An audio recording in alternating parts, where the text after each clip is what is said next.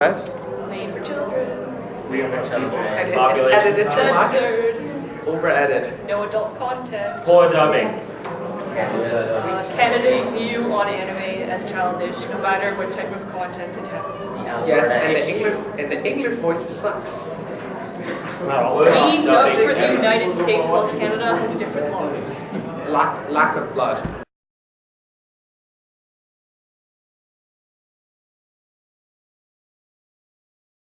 Possibly, but it'll still be treated second class. Unless they recognize this as something beyond children's fantasies, I mean, they're never going to see it go anywhere. The big problem with some of this stuff is it's being recognized as an animation. Now, mind you, it's becoming more mainstream. I feel it's going to become more mainstream because of shows such as Family Guy and stuff, which even though they're unrelated, they can be somewhat as a bridge.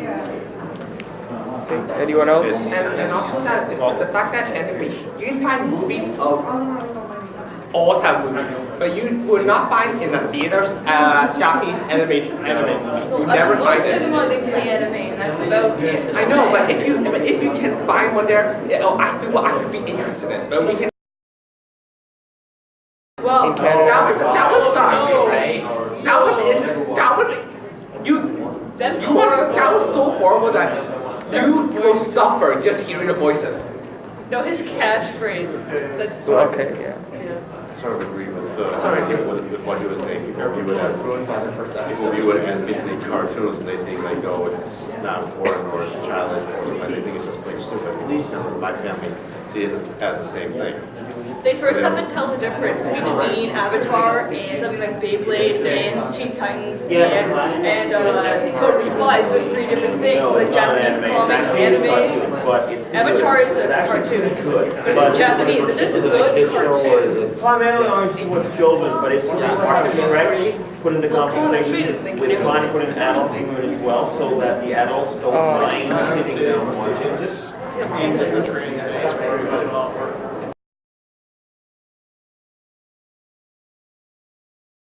Is this just show it on there with no editing or dubbing, or poor dubbing anyway, or is this just a petition to try to get the show to look in the possibility? I think it's just to get the show. I think it's just to get the show. I mean, one good example of really bad dubbing, Trigun, beautiful anime. I mean, G4 Tech TV, I hate them for using it. It is disgusting. It might be bad dubbing, but at least it's amateur. But still. It would give people influence. True, but I mean, at least do something. But it wasn't edited like that. If it wasn't edited, you would find to see what real.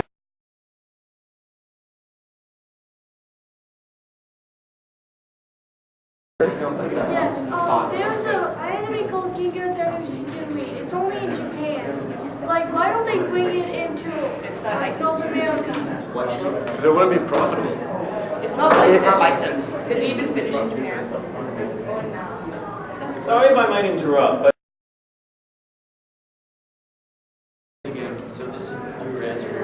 She asked why the certain anime show wasn't being in Canada or in the United States. I asked if the show was finished. I asked if it's licensed. I asked what age group it's towards.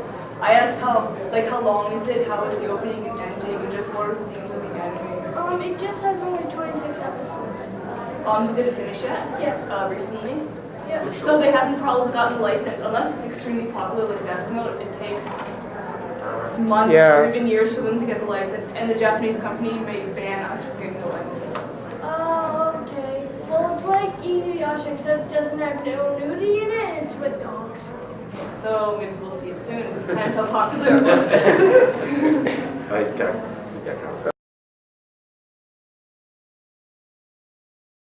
So one thing I want to mention about the problems with having anime over shown here in TV. First off, remember the advertisements. A lot of these are based from Japan, obviously, and they're based in Japan that air with these particular programs. So in other words, airing them in Canada, obviously you can't go out to your local, whatever it is, something there and get your stuff. No, you can't, because they're losing the money in the advertisement. They also have to have the agreements with Canadian standards to actually have the licensed trade agreements. It's huge complexity that goes into every single thing that comes from one place to another. And in some cases, again, it all comes down to the almighty dollar. Then you take shows like SD Gundam Force, how it showed in Canada before it was shown in Japan.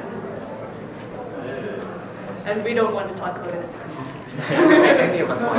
I don't really want anime to become mainstream in Canada simply because in order to make it, palatable to the average Canadian, they would have to take away everything that makes it awesome, Yeah. I mean, if you look at on YTV or something, the average anime show, I mean, they want it dubbed and they want it edited. I mean, those two things, each of those individually would completely screw over a lot of what makes anime entertaining. And when you put them together, you get shows that are absolutely terrible. And I think it would actually hurt anime in the long run if the average Canadian's only experience with anime was the edited, the dubbed versions that they would show on mainstream TV.